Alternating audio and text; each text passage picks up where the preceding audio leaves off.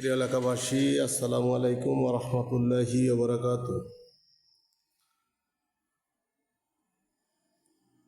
আসছে আগামী 6 সেপ্টেম্বর রোজ শনিবার পবিত্র জশ্নে ঈদে মিলাদুন্নবী সাল্লাল্লাহু সাল্লাম উপলক্ষে ঐতিহ্যবাহী হারদা জামে মসজিদে এক আজিমুসান ওয়াজ মাহফিলের আয়োজন করা হইয়াছে।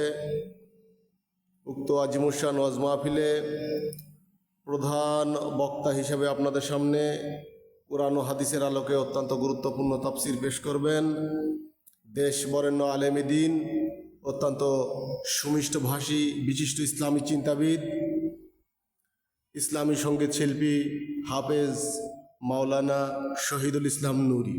হাফেজ মাওলানা শহীদুল ইসলাম নূরি উক্ত ওয়াজ মাহফিলে আপনারা সকলে যোগদান করিয়া দোজাহানের অশেষ নেকি হাসিল করুন।